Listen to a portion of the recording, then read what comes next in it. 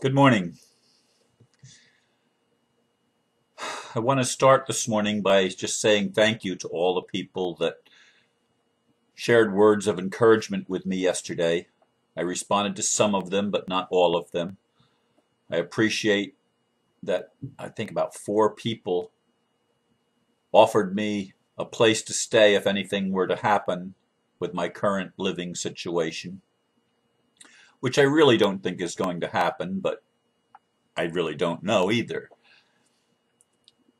But I really do appreciate the extended family that I have around the world. That even when I'm not feeling as connected and as uplifted as I'd like to feel all the time, I can be myself, I can be authentic and genuine with my feelings and share them, and it helps people. One person wrote that they really appreciated the fact that I'm willing to do that, that so many aren't willing to do that. It gives them permission. It gives each of you, each of us, permission to be ourselves, to be real, to be wherever we are with whatever we are going through. If we're feeling bad, we're feeling bad, period. We don't have to correct it or fix it. That's just the way it is, and it passes. Anyway, toward the end of the afternoon yesterday, I spent a great deal of time yesterday in reflection and also reading David Wilcock's new book, the Source Field Investigations, which is an interesting book. Anyway, the title for today came to me yesterday when I realized that everything that I'm experiencing is also being experienced on a broader scale collectively in the human family, and specifically each individual is having to face certain things. And so the title that came to me is Spiritual Initiation by Human Circumstances. And a little blurb that I wrote: to me, the purpose of human life right now is to remember who and what we are. We as humans are children of the divine creator, omnipotent, though experiencing weakness, omniscient, though forgetting, and omnipresent, though seemingly localized. All human challenges are gifts to awaken and empower, to restore and enrich. Initiation is the return to our quintessential nature through the integration of the ego with the self, the physical with the spiritual. We don't have to be perfect to be perfect. I wrote down some key words, although I might add more: initiation, empowerment, endowment, rites of passage, remembrance, quintessential nature. Some of those, of course, I included in that little blurb, but some of them I did not. But as I was pondering my situation with the courts, I came to the realization of how they must feel when somebody like me points out to them how far they have fallen from the foundation on which they're supposed to be built. And as a person reads, a person in a role as a judge or an attorney or whatever, a prosecutor, reads the words of a free man who ties the foundation of what they're doing to the recognition of rights like the Magna Carta and the Declaration of Independence and the Bill of Rights and the constitutions of states and the federal government. As they read these things, they have to realize that, hey, their world is coming to an end. 2011, 2012 marks the end of their era of fraud and deception. And the ego doesn't like that. It feels threatened, and it's going to do everything in its power to hang on to what it knows. And I don't know how far along spiritually some of these people are. However, I was told or shown that this thing that's happening, that I'm talking about and that others are talking about, this awakening, is global. It's not the 99% that's waking up. It's 100% that's waking up. Now, there's resistance, and there's release and letting go and going with the flow are the two options that people have. And most people follow the path of the ego, which is to resist the change as long as it can possibly be resisted. Just the way the ego is. And unlike other spiritual teachers who say you've got to get beyond the ego, I've not taught that for a long time. My spiritual teaching is way different than some of the teachings that I've been taught. I don't believe that you can ever become whole, not any of us, by rejecting parts of ourselves or our experience and nullifying them by calling it sin, by calling it karma, or calling it illusion. That's the big one. It's illusion. It's not real. No, all experience is real. And it teaches us to remember. Now, there are spiritual initiations. There are initiations in various groups. Hazing is an initiation. One of the football players in the NFL, and I forget which team it was, one of the quarterbacks was hazed. I didn't read the detail, I only saw the headline. But he went through a very difficult hazing, this young quarterback, put on by the coaches. And various organizations put people through trials and tests of courage and tests of faith in order for them to be accepted within the community. The initiate always has to go through difficult circumstances.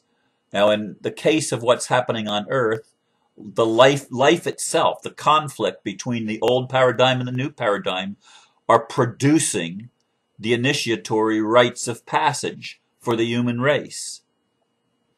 And when looked at from this perspective, it sort of takes the charge away, at least in my case, that would tend to be fearful. Because for me, what keeps coming up is the old broken record of, I'm not good enough, I'm unworthy, I'll never make it, I'll never be acceptable. These are programs that run within me. And I have to keep coming back and looking at them and keep reminding myself, remembering that these have been instilled in me over a long period of life experience, lifetime after lifetime. They have been instilled in me.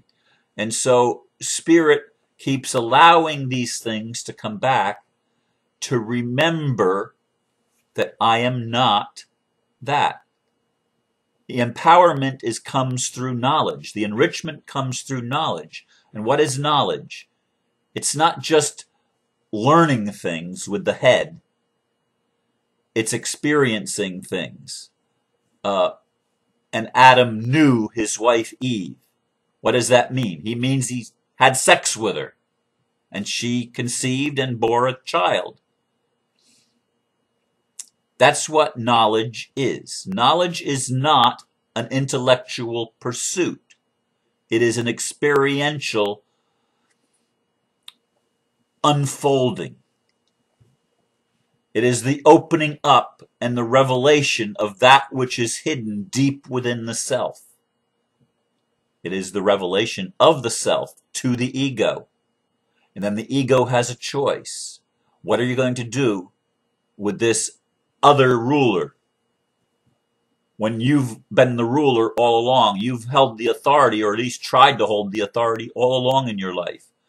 And now all of a sudden there's a contender to the throne called the self, or the spiritual part of the being. And the ego is threatened. My ego is threatened. And so I revert back to the defense mechanisms that are familiar, of succumbing and surrendering. Now, some people say that that surrender is part of the spiritual process. Certainly it is. What have I learned from lifetimes of surrender? I've learned that surrender does not empower. Killing my ego does not empower me. Do you understand what I'm saying? That's what a lot of spiritual teachers teach. Kill the ego, destroy the ego, ignore the ego. Well, the courts are ignoring me.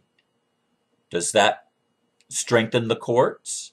Does it strengthen me? What does it do? What effect does that have when we ignore something? Well, one thing, it doesn't go away.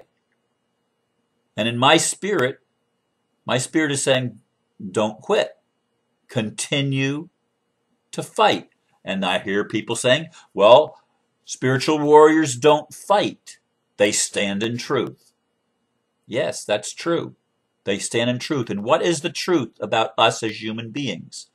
That we are granted by our Creator with certain unalienable rights: life, liberty, and the pursuit of happiness, property, whatever you want to say, to experience in fullness, to travel, to explore, to become, to create, to invent,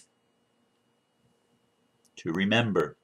Again, the purpose of our lives right now, every one of us, is to remember who and what we are. We can't get away from that, because that's what the universe is giving us. That's what the cosmos is opening up for us.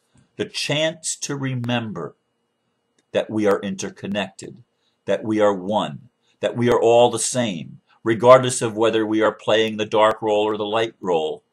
We ultimately come from the same source, because there's only one source. And all of you Christians and Muslims and everybody else that are trying to separate and divide, separate and divide, separate and divide, all of you people in government and corporations and banks and everything that have been trying to separate and divide, divide and conquer, that is coming to an end. It's being challenged at its very root. Why? Because it's a paradigm based on a lie. And that will not survive the changes that are happening right now. The awakening that is happening right now is people everywhere are first of all becoming very pissed off when they learn the elements of truth, that they have been deceived, that they have been lied to, that they have been robbed, that they have been confronted by all sorts of apparently unjust circumstances dealt by life, where they have to struggle based on lack, trying to survive, just to survive in this world. That's where we've been. Do we get it yet? Do we get it? Do you get it in your life? That there is no lack, that we live in a universe of which energy is the most abundant thing. In fact, everything, including ourselves, we're just energy. Everything is energy. Everything is spirit. Everything is the cosmic life force that permeates all things, and it's love. It's love, it's love. It's love that gives us the freedom to explore everything, including what we are not, including the dark side, including the illusion, to create something that isn't true, that isn't real, and to experience that for ourselves. It's a divine spiritual initiation that we're going through. It is the awakening. It is the turning of the tide. It is the shifting of the ages from an old age of power and control to a new age of freedom and love And love is the greatest power of all because it doesn't operate by force, by coercion. It operates by inclusion, by acceptance. And acceptance doesn't mean that we surrender.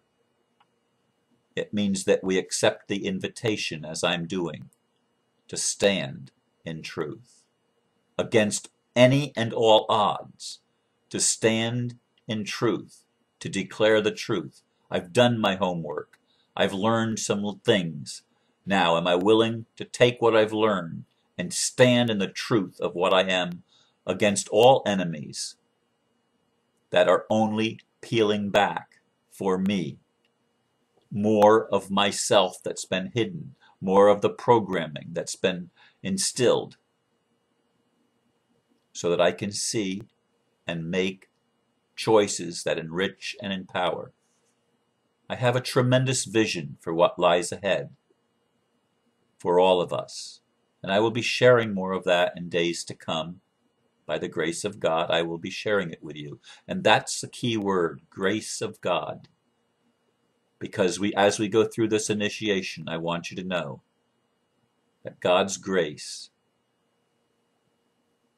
is boundless, unlimited, radical, and that we don't have to be perfect to be perfect. In fact, we are perfectly imperfect, and the imperfection is part of the initiatory rite that leads us to unconditional love. I leave you with these thoughts, and I thank you for listening. Have a beautiful day, and namaste. Thank you.